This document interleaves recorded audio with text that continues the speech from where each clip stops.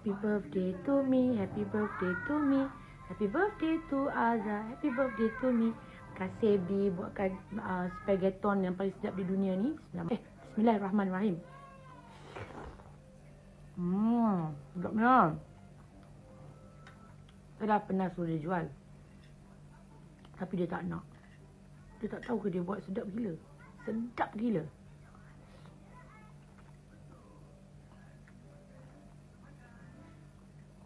Kadang-kadang kita kena bersyukur. Ada juga kawan yang care pasal kita.